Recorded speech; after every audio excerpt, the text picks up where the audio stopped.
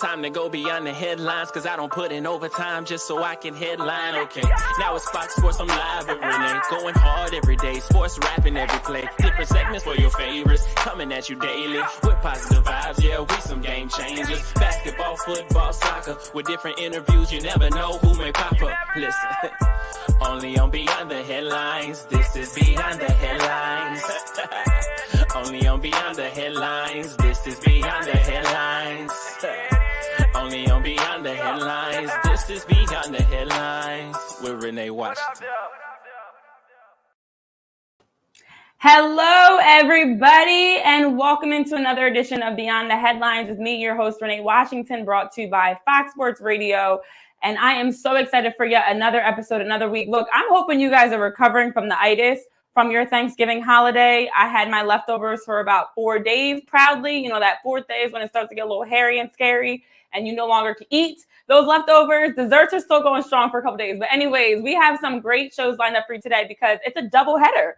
You know, coming off the holiday week, we want to make sure that we're giving you all the content. We're getting into sneakers, NFL, college football, NBA, all that with two phenomenal queens joining the show. So we've got a second episode later tonight. But first, we've got my great friend who honestly is about to teach me some things, because if you guys know me, I am not about it when it comes to name brand, but she's all about that life.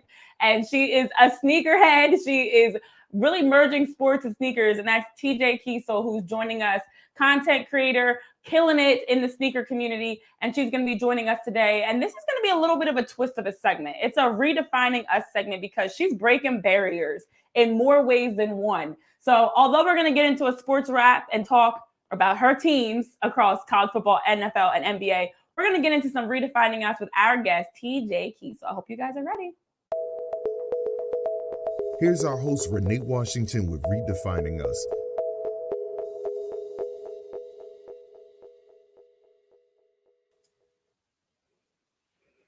TJ, welcome. How are you? Digital content creator, killing it in Instagram. And guys, look, she brought shoes. I got shoes. We're definitely talking shoes today and sports. Thank you so much, Renee, for having me on. Super excited. Highlight of the week. So let's just get started. Yes, I love it. I love it. How was your Thanksgiving? How was your holiday? Thanksgiving was amazing. It was very laid back, so I didn't end up going home. Pretty much mom is coming to visit for Christmas as a getaway. So while she was wrapping things up at home in Michigan, I just really decompressed. I'm always on the go with either actual work, because I work from home for my career as an analyst, or creating content. I was able to get some content done early in the day and just chill out, watch football, talk to parents, talk to family, and really just enjoy myself. Yes, I love it. I love it. It's always that time of year now where it's like, when do we stop saying, how was your Thanksgiving? When do we say, like, now I've just been telling everybody happy holidays. Hanukkah's here. Christmas. It's this weird moment. Like, it is. This is this weird moment where now you're all, you know, we have the green light to go ahead and start playing all the Christmas music. Mariah Carey is thawed out. Michael Bublé is thawed out. So we can play all the Christmas music that we want. And yeah, looking ahead to all the holiday movies. Like, I got to get all my Home Alones in. I have to do that. Oh yeah. Mariah, it is your time of year. It is, what is it, year 26? And I'm pretty sure it'll be, if not already, #1 in the charts, because I was definitely blasting it the other day, putting on my Christmas decorations. But I love this time of year. It's magical. It's fun. And it's a time to really get into family and also buying some great gifts. And I have to imagine that your Christmas list has always been expensive, especially, look, I have a lot of shoes, guys. Let me just tell you, my closet looks like yours, except it's not all sneakers. Is it heels, boots? Yes, I got it all. Boots, heels, ankle boots, knee-high boots, thigh-high boots. You know, I got it. But you sound like my mom. The sneaker life, I have not been anywhere close to your collection. So how many sneakers do you have? Currently, let me see. When I went to SneakerCon in Atlanta, it was funny. We were asked this question on stage. I think at that moment, with Paris coming in, I was at 190. But recently, I'm trying to think back over the last few weeks or so, I'm probably at 195, and there are at least 6 more pairs on my wish list to maybe try to get before 2021 ends. So we're probably at about 195. Oh my goodness. Yeah. That's actually on the low end. So like one of my best friends, AJ, has well over 600 to 700 shoes. I'm like on the low end of the collector scale now. Okay. So you're officially a sneakerhead. Like that, do you do you go by that? Is that I think no matter what, it just kind of sticks with you. Like that is the modern everyday term.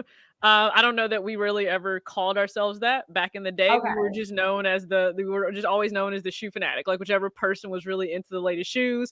But I think as we've kind of crossed over into, 21st century and that becoming the term, yeah, I'm okay with it. Like when people ask, or that's what I'm titled as, I don't have an issue with it. So I'm getting the vibe that people that say sneakerheads are clearly not sneakerheads. Like I'm like, oh, you're a sneakerhead. Like clearly I'm not about that. Usually not. So like off the It cut that's shows. in here, this is one of my really good friends, James. Amazing producer, amazing creator, amazing girl dad and everything.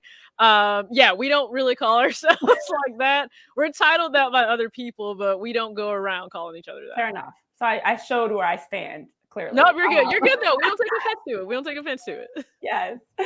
Okay, so I definitely want to get into the fact that you've been a trailblazer in more ways than one. And I love to see it. I love to see women that are flourishing and succeeding in all these different areas in sports. And I loved what you posted earlier today about just going back to your childhood as a girl playing football. What made you oh my gosh, interested in playing football? Tell us about that. That in itself is like you played actual tackle football.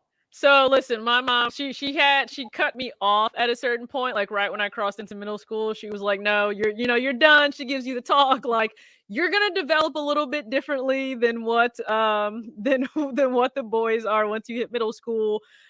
So growing up, I fell in love with the movie The Little Giants, and so if you guys are familiar with that movie at all, it's all about the Little Giants being the underdog team and the Cowboys being really just the powerhouse team for Pee Wee football, led by a former NFL player.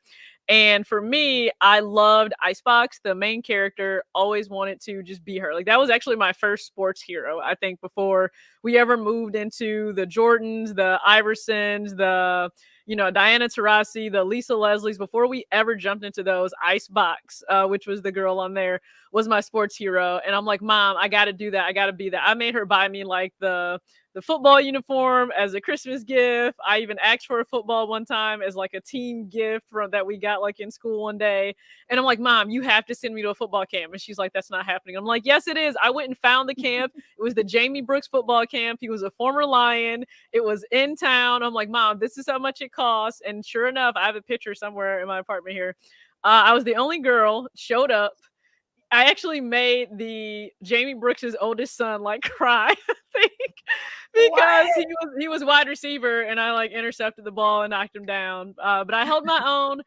Really tried to convince my mom to continue to let me play, and she was just like, you know what? I think basketball and track are where you should leave it. And I was like, you know what? Fine, Mom, fair enough. So like basketball and track really became my passions, but football never left. So I was that girl that, hey, I'm going to clean my sneakers on a Saturday morning and watch football. So my mom would walk by and she had sneakers that needed clean. She would come drop them off in my bedroom.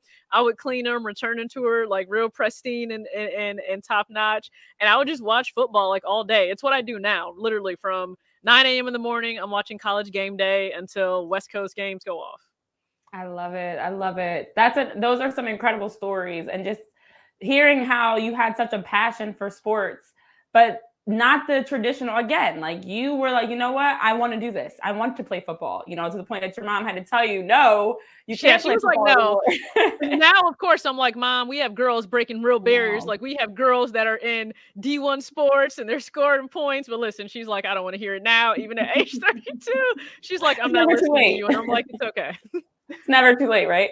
No, but it's just remarkable of the change, as you mentioned. Like now, I actually was just looking at a video the other day of a girl playing football. She looked like she was about 7 or 8, and she was playing football. It's definitely changing where we're seeing more and more girls that are playing football. And I know, Mike Patton, you're commenting the same thing, that your dad actually has coached a couple girls in Little League football. I love that. I mean, I do think there will be, as you dealt with, when you get to that middle school age and high school age, it's a matter of how do we safely allow girls to play football. But I was just having the same conversation about adding a 4-point line in basketball, and I'm gonna have the same point in football.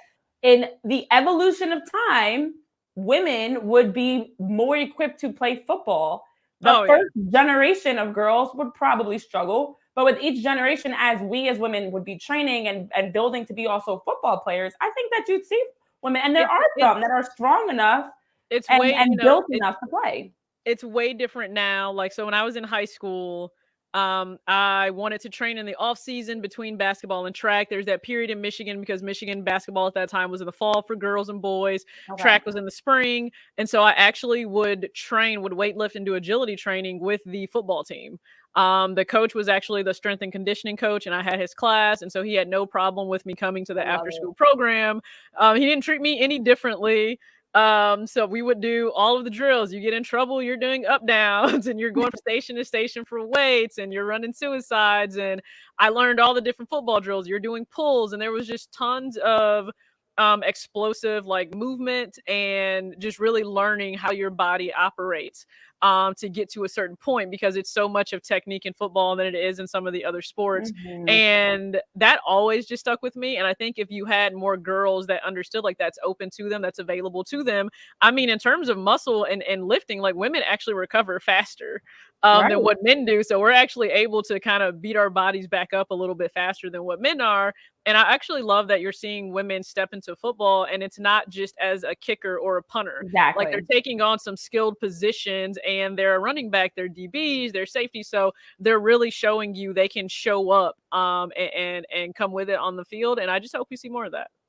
Yes, I agree. It's a time for change in all aspects of women in sports, including being on the field. You know, no longer, as you mentioned, that is the common thing that you see. If there's a girl playing football, they are the kicker, they're the punter. You know, they're in those non-contact roles. No, women can line up on the O-line, D-line, special teams, whatever. We're getting there. We are getting there. And I agree. I do think it's going to take time, but it's also just going to take, as you saw with your coach, the right people supporting girls at a young age. If you train just like your male counterparts, you can play, you know. You can. I know there's the fear that you will have some men that are unfortunately right. It's an ego thing of, oh, well, let me try and take this girl out just because I feel threatened that she doesn't belong here, or she could take my spot. But if you have, I think, the right environment where you have other men that will step up around that gentleman and say, hey, if she's here putting in the work just like you and she outworks you, she deserves that starting spot. She deserves that position over you. So beat her out on the field and you don't have anything to worry about. Earn your spot just like everybody else. Yes. So as you mentioned, you have always had been a big fan of the Little Giants.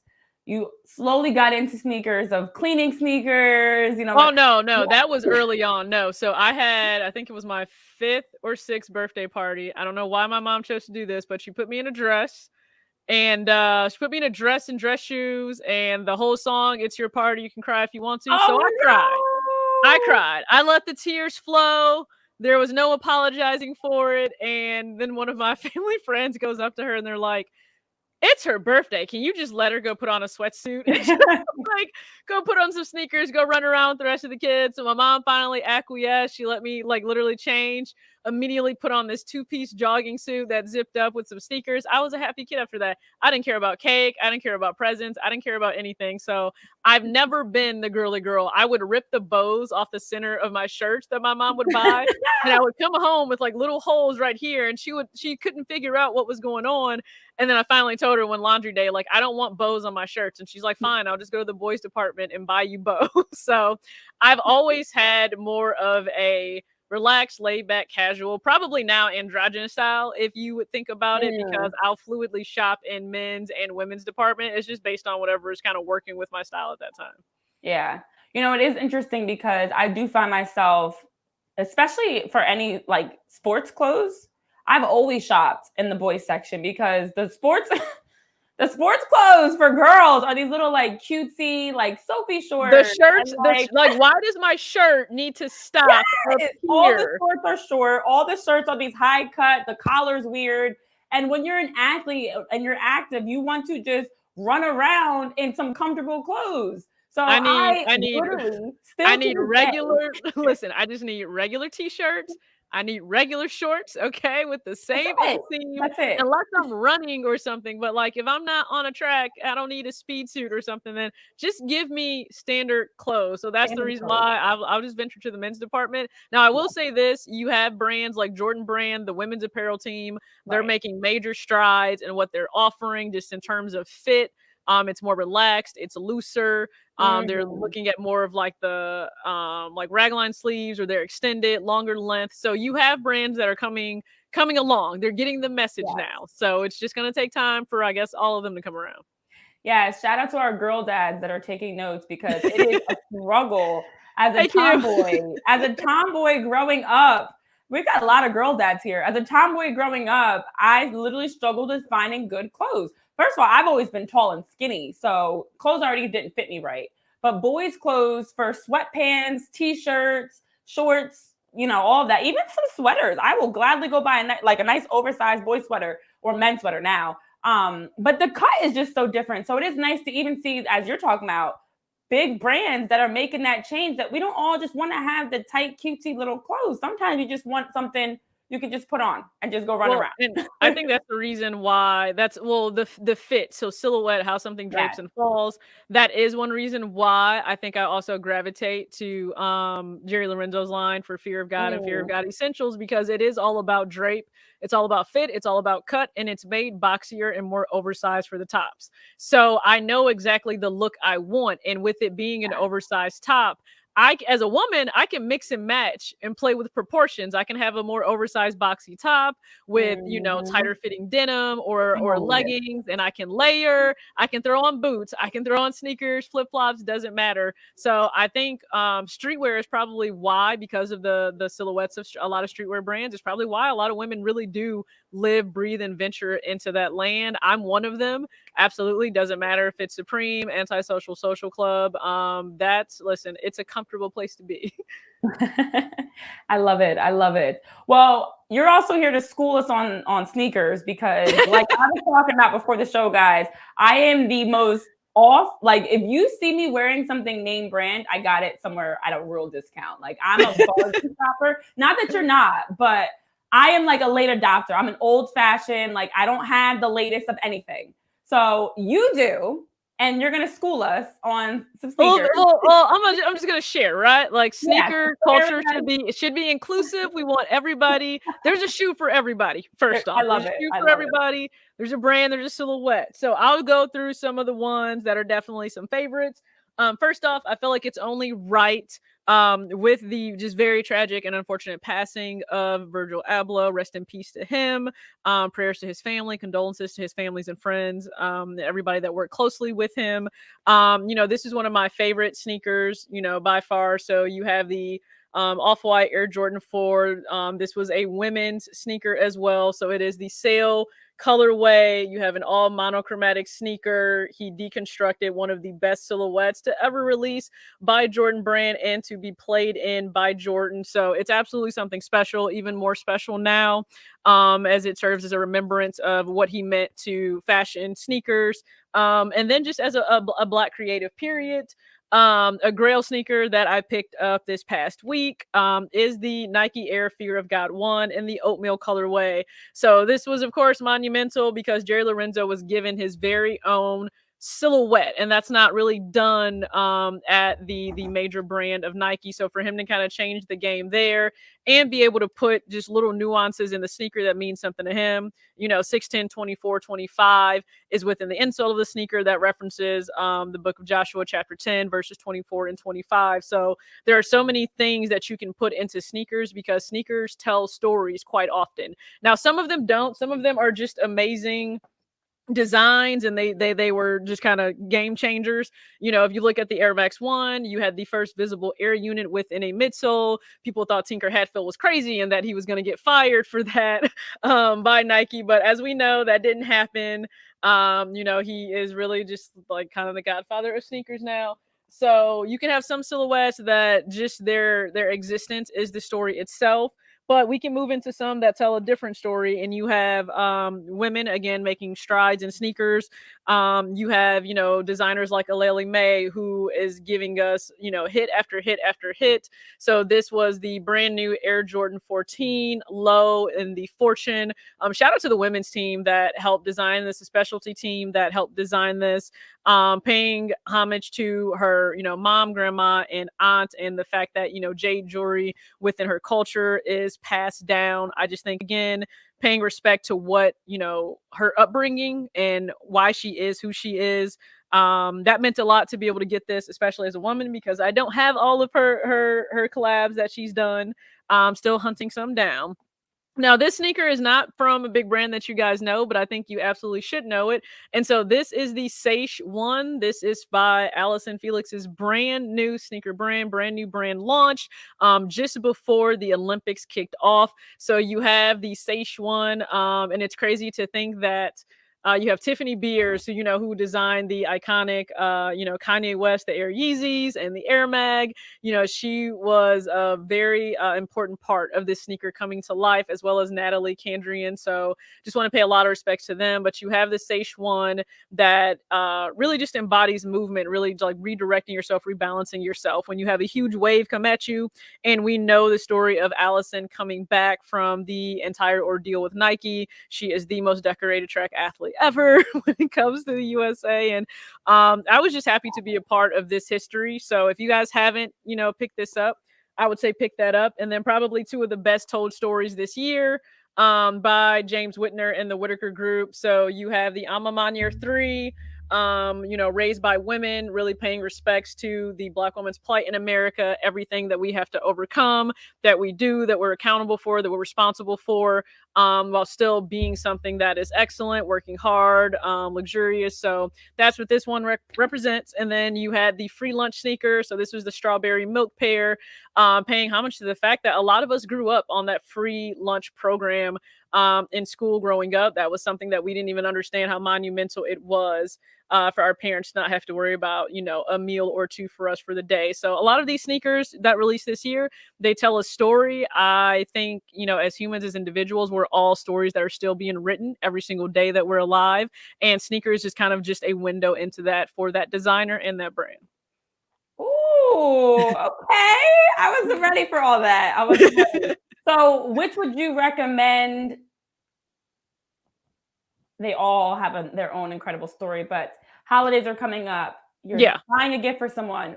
Bam. Which is your sneaker that you recommend? You're buying okay. So if there's someone that's not really into shoes yet, and you kind of need to ease them into it, go with the Air Max, because I don't think you can go wrong going with an Air Max. The Air Max line by Nike will give you so many different options. So, you have the 97 and a triple white, which to me, I actually opt for this over just the all white triple low Air Force One.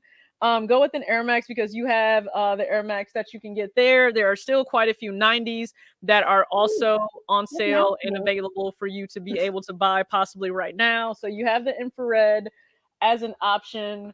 I'm not gonna lie, sneakers is a difficult landscape right now. I don't know that I would recommend Jordan 1s. For one, they're so difficult to get your hands on, and then even if you do, you possibly have to pay resale for them.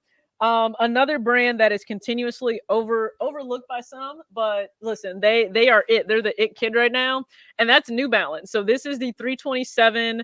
To me, it was the best new silhouette to kind of hit the scene in 2020 last year. So they really take a modern view of the older models that they have for New Balance, and they created this. And then another really good New Balance that came out this year is the 5740. So this is more of that chunkier dad silhouette. So if you are interested in that, New Balance gives you amazing value and quality. And for retail, you may only pay anywhere from $89 to $120. So I think you're staying right in that sweet spot. And then my personal favorite brand new sneaker of this year, I guess I'll grab a few, is the Jordan MA2. Everybody knows I stand this silhouette way too much. This is actually the Women Empower pair. So this is, I own, I think 5 pairs, quite possibly, of this silhouette now. So this is honestly the most comfortable shoe I have. next to a Yeezy Boost 700 V1. So the air unit present in here, reminiscent of the Air Max 200. You have a mix of different materials on the top, so it's a really dynamic sneaker. It's meant to be left by the door, so you're meant to actually be able to just use your thumb on the back tab, slip your foot in and go. It's ergonomically designed for that. It's why it has a higher heel counter on the back and a more extended tongue. So Jordan Brand really put a lot of thought into this sneaker before they designed it, dropped it on the market earlier this year, February or March, I believe. So I would say looking into some newer New Balance models, look at some Air Maxes, look at the Jordan MA2 if you're kind of staying away from retros, and then you can never go wrong with Vans. Old school, skate highs, authentics, you can never go wrong with Vans. And then also the Adidas Forum. The Adidas Forum, get you a low or a high, but you got to get an Adidas Forum in there too. Sheesh. Look, guys, TJ came through. You came with the hair laid. I see the nails. I saw you weren't even trying to show them, but I'm like, dang, I got to get my nails redone. You came through with the makeup. Like, this is your show. Okay, take it. Take it. It's your show. I just feel like I had to come correct to be invited on the show. It's always nice to be able to see again, like women that look like me on the sidelines and commentating and giving me sports. You know, I not that I don't love my college game day morning crew, but I'm just saying, like, we need more Renee's, Maria Taylors, we need more Malika Andrews. Like, we need more of you guys out there. I appreciate it. I appreciate it. Well, you know, it's ironic you mentioned college game day because your team showed out this weekend. All of your teams, they may not have all but one. But look, guys, we got to do a sports check-in because your sports and sneaker crossover is immaculate. You are okay. So there's a little taste. If you guys can guess her team, looking at you, you see the logo. Oh boy! If you can guess, this is the video I love from your page. It's great to be a Michigan Wolverine, and it wasn't said like that. It was said more of a scream. But it was a scream. It was Aiden Hutchinson screaming loud and proud. Listen, I was ready to gift him. I'm ready to send him and Haskins a Christmas gift. Because listen, this was a long time coming. It's been a difficult road as a Wolverine fan. Anybody that knows sports, you know that's the greatest rivalry in college and all of sports. Like it trumps New York Yankees and Boston Red Sox, and I'm a part of that rivalry as well. To me, it still is better than Duke and North Carolina. Like there's nothing like the game because there's a lot of emotion there. There's a lot of dislike there. Okay, there's a lot of disdain there. I don't talk to Ohio State fans on that day until the game is over. And to know that everything Jim Harbaugh was trying to do and playing that, you know, having this downhill attack, he wanted to constantly control the clock. He wanted that 1-2 punch with just very aggressive backs. We controlled the line of scrimmage. When Cade McNamara needed to step up, he did. Proud of our defense. So it was a long time coming. It was such a sigh of relief to have won in such a big way.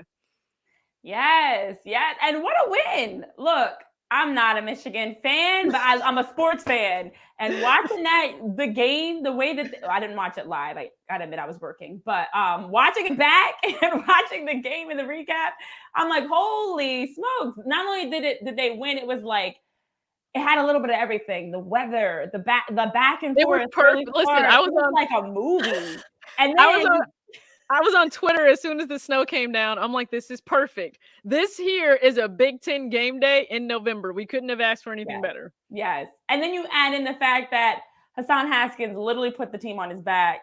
5 touchdowns, a remarkable game. What was the emotion? As a Michigan fan, take us through the emotion of that game because I'm watching it with no horse in the race. So to me, I'm just like, woo, like I'm just cheering for everybody. But for you guys, as Michigan fans, first, you know, as you go through this season, we always deal with the narrative of, hey, are we being overhyped? Or hey, there's these high expectations and we don't live up, or we win the games that don't really matter. When it comes down to being able to beating Michigan State, we couldn't get that done this year. That sucked to lose the Paul Bunyan Trophy. I just think that was a defining moment too. Can we bounce back from that? Can we adjust? Can we figure out what didn't go right? And whenever we got away from our running game, quite honestly, that's when we started to suffer because we don't really open the field up as much. You know, we lost Ronnie to start the season, and we've had other receivers step up, but I just think that was a blow to our offense. So I'm going into this game and I'm like, okay, we're both 10-1. these are the largest implications ever, for the Big Ten. We need to represent the SEC, and the ACC have just kind of taken over with college football playoffs being a reality. And the game kicks off, and I'm just thinking, like, at first, like, we score first, and I'm like, okay, just stay calm. You guys got to stay steady. And there starts to be this back and forth, but then we start to pull away. Like, the defense starts to have its way.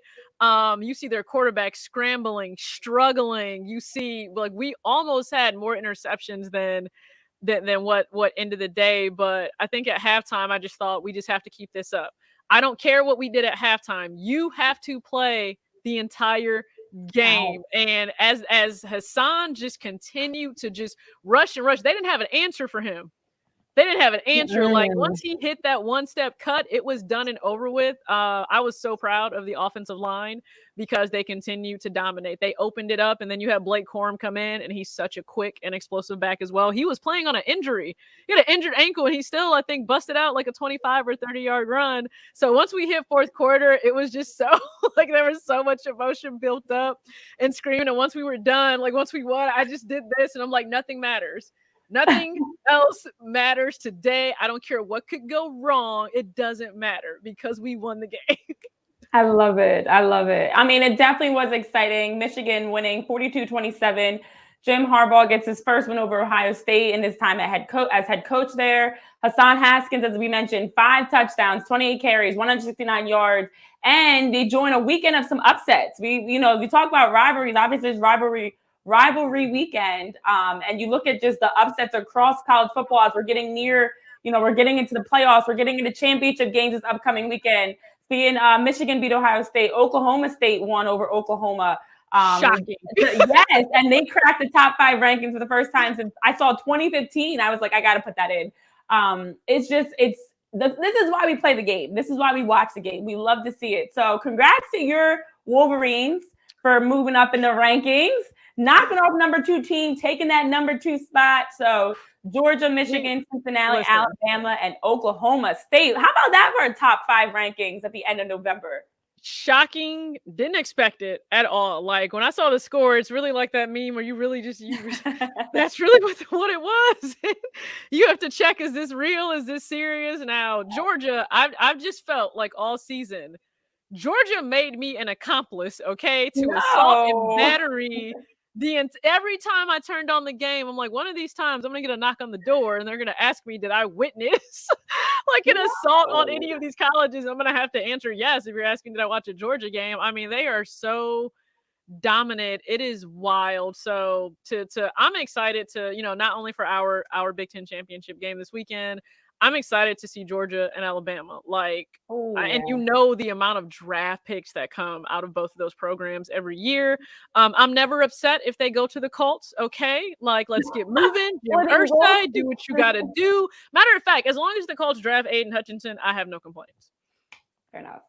There's a lot of talent coming out of the draft this year, and like you said, we do have championship games this weekend. I am an Alabama fan. I'm as of late. Okay, look, I had to claim a team.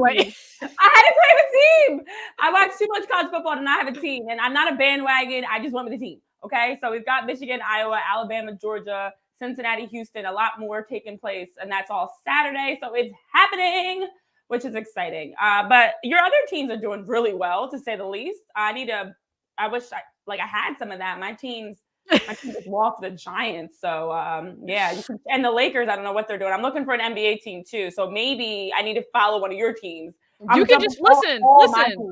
You can join the Warriors. Okay. Listen. I don't even know my teams. Look. No one cared. Let me tell you the funny part about being a fan, right? So I had just stepped away from a specific team in the NBA right when I was coming out of high school, going into college. And so I just wanted to watch the matchups. And then I got drawn in by the allure, the magic of Steph Curry. When he played for Davidson, I watched the entire Cinderella story kind of play out during March Madness. And so I'm like, you know what? I'm just going to ride with him. Like, that's it. That's my guy now. And so we jump to 2009. He's drafted. He can't even really fill his jersey. He's this scrawny little kid. Monte Ellis wants nothing to do with him on the squad whatsoever. The crazy, of course, Mark Jackson never gets the credit for what he put together with that backcourt. Klay Thompson comes along, and everybody knows the running joke is Klay is Bay. Okay, Klay is above everyone else to me. Klay gets drafted, 11th, and they're not great at first. They do struggle, and then Draymond Green comes along a year later, and they're trying to find themselves. They're really young, and then they build this team with depth for 2015. And they just go, and they're explosive, and people are understanding you have to chase Curry. And even in chasing him, you still can't keep up. And if you try to keep up, you have Klay that's going to hit the shot. But Klay is one of the best two-way players the game has ever seen. Draymond is a defensive mastermind. And so when we won in 2015, it was shocking, but people were happy. Like, oh, the underdog won. That's cute. That's great. Yeah. After that, it wasn't cute no more. It wasn't. It got old quick. Then it was a dynasty, and then you add in Kevin Durant, and then I was I adore KD. I think KD is another generational player people won't appreciate until he's not playing anymore. Very similar to LeBron James. Like, I've never understood the hate for LeBron James. He's not my favorite player, but I've never understood the hate that he gets. I just don't get it. Respect the man for what he's done, what he still continues to do, because he'll still find a way to make the Lakers very much so in the race before this year ends. And so when KD came over, I never got the people being upset at the Warriors. I'm like, our team was drafted before he got here. Like, that, right? Like, it was built the way you all feel that it should be built. He chose to come over, and I'm like, what do you expect? That man was in that relationship with that team for 10 years without a ring. What would you tell your girlfriends in a relationship for 10 years without a ring? You would say, sis, I think you deserve better. I think you need to seek out something else. That's going to get you to the promised land. And he got that. Now, I think it proved that Steph Curry is quite arguably the most unselfish superstar you've ever seen, because he was okay shifting and allowing KD to be KD. He didn't take anything away from Steph Curry. I'm glad that KD was able to get those 2 rings. He can now truly go off, do whatever it is he wants to do. But the Warriors are proving now we took time to rebuild. The depth that we have a Michigan man in Jordan Poole who better get most improved player. Okay. He better get most improved player.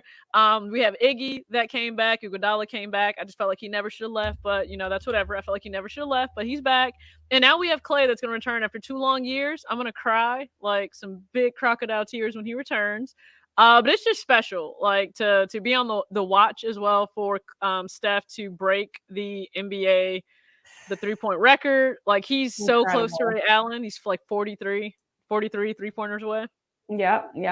I mean, look, this is why I jokingly say I'm looking for a new well, that part's not a joke. I'm really looking for I've been Team LeBron for 18, 19 years now. Actually longer than that. It started when he was in high school. I was always a fan. But as you just went through the timeline, it's been a lot for us on the other side of all that success of the Warriors and the dynasty. But look, we've got your favorite players clashing. They play each other. It's actually Tuesday, not Thursday. Tuesday night, which is tomorrow as of the time of this conversation, as well as Friday. Look, the Suns, as we talk about the Warriors, the Suns are on a 16-game winning streak. So I call this double trouble. It's Dub City. Dub City meets Dub City, because you got the actual Dub City meet in the 16 straight winning Dub City in our clash Tuesday night. So you have your favorite players going up against each other. Yeah. Where are you kind of just shifting, I need jerseys? It's like fantasy football, right? Where you need a player to do great, but not so great that they dethrone your win. So I want Booker to show out, be great, be legendary, be everything Kobe wanted you to be. Not to the point where you beat my team. So if you go off for 50, amazing. Even if you get Western Conference Player of the Week again, back to back, amazing, Devin. I just can't have you beat my squad. That's it. In favorite players, it goes Klay, Curry, Booker, Jordan Poole. So I just need you to do great, be legendary, just don't win. Well, look, I think the streak might be coming to an end this week. I don't know if it'll happen Tuesday night, but they also play. It's Warriors, Pistons, Warriors for the Suns. It's a tough week, And I mean, they do have the first 2 games are at home, which helps. But look, I don't know if you can beat the Warriors twice in 1 week. That's the thing. Twice in one season at the way that they're playing. So I think that you're going to see from Devin Booker. I think the streak's coming to an end. You might get your wish. Maybe not both games, but I think they might split it 1-1. Now, you did mention the return of Klay, and I was excited to see that he's going to be playing in the G League with the Warriors G League team. Him and James Wiseman are going to be playing with the Santa Cruz Warriors. So we're getting closer. He's getting close, and it was so. Listen, it was so hard to see him the other night when he was just kind of sitting on the bench by himself. He had the towel over his head, and all of the fans were screaming his name. And I think I read today that Steph said, he knew this would be the hardest part of Klay's recovery because he is touching a ball every day. He's in drills. He's getting his conditioning back. So he's so close, but he's still not on the floor. Yeah. So there's only so much as a player. Like, I'm cheering, but I'm still not out there with them. And so I just think that return will be wild. It's really fun to see, see the talk. It's fun to see the talk, especially on Twitter. They're like, y'all see the Warriors right now, and Klay is not even back. That's what I'm saying. Can we just fast forward to the finals? I'm for it. Listen, can we get? I just think this would be awesome if we can get a Warriors and Bulls NBA finals. I think that'll be great. I think the Bulls are doing something special. Definitely. I think Zoe, DeRozan, Zach LaVine, I think they're doing something special. Yeah, honestly, I don't know who we're going to see in the finals because of just the way that it's been. Just so many teams are doing well. It's not the usual that we can, as of today, predict things. But I do know come Christmas, that's when I've been openly saying this. I always say this. Christmas is when the real season officially begins. So we'll see how teams kind of change. I know even Devin Booker was saying that, y'all talking about this like it's the finals. We're in November. There's a lot of basketball left to be played. Listen, and pace yourselves. Not only is it so early, I forget Christmas. I even say the AllStar Game. I think the season really, you really shift and see what teams are made of in that final stretch of the All-Star, after All-Star weekend, because they get that break if they're not playing in the game. That's really when you rest up those players, you get them to recover. And I think then we'll see a final push because you have to pray everybody stays healthy. That's always been something I felt. So, of course, the Warriors didn't make it through. We didn't even get past the play-in game for the playoffs last year. So I said, okay, that means I'm going to ride with the Suns. And it was hurt. I still hurt from when Devin looked up at the confetti and just said, damn. I'm still hurt from that because I wanted CP3 to get his ring. There's no one more deserving to get that ring than him. And so they're right there again, but it's I want you there, but you can't be there with this moment of Klay returning, Steph be having an MVP season. So it's hard as a fan because I want them to do well, but there can only be one team in the end.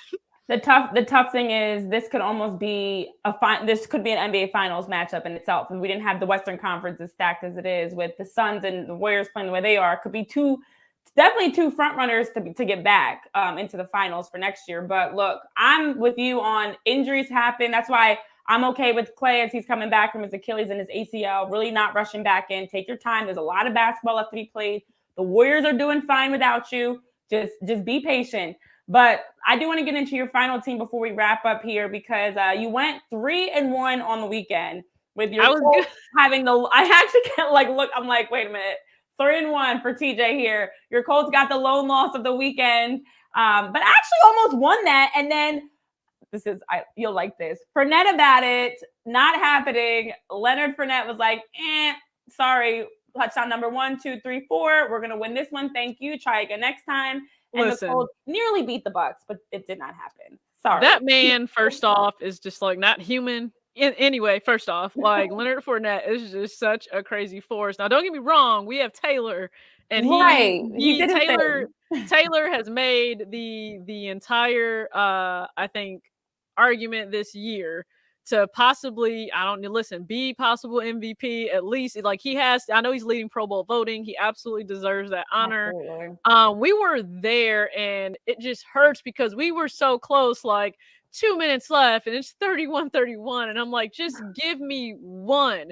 But then I think I'm like, well, you know what this Michigan man and Brady is going to do. You know what's going to happen. Gronk being Gronk, unfortunately. Yeah, welcome back, Gronk. He could have stayed at home. Like, why can't he just stick? He could have stayed home and just, I don't know, kept making commercials. Right? I mean, look, your Colts aren't doing bad, though. They've got my former quarterback, Carson Wentz. They're not doing bad. They're second in the AFC South behind the Titans, who, by the way they're going and the way they keep struggling, anything's possible. You guys are 6-6. Anything's possible. It's possible if, well, the of course every Philly fan told us, good luck with Wentz, good luck with weak ankles. I knew wherever he went, he was going to do okay though, because Philly is ruthless, and sometimes they are like, we are different. That is a ruthless sports town. I will absolutely say that. Is how we say it. When we got Frank Wright, and then that I guess reunion with Carson and Frank, I thought, okay, to me, if you can get the quarterback in alignment with the coach, it just makes it all that much better, right? That's why Sean Payton and Drew Brees were so great together for so long. So I was confident that Wentz would be just fine. Trying to keep T.Y. Hilton healthy is, a struggle right now because he had surgery preseason. Trying to keep our line healthy, like every other day, it's like this person's down, this person's down. Trying to keep them healthy, but I just think our backs are really showing what they're made of. They've had to carry the team on their back this year. So we just have to continue to show up. Now, what I love about the NFL, though, once you hit close to playoffs, anything is possible. It does not matter. Any given Sunday is a very real thing. You can have people not show up. You have teams like the Chiefs that are struggling. They look like a shell of themselves.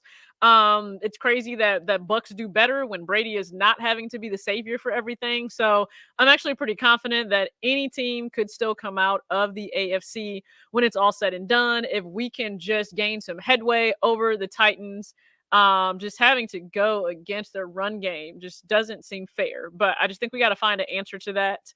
And if we can, we're right there. We're right there when it comes down to it.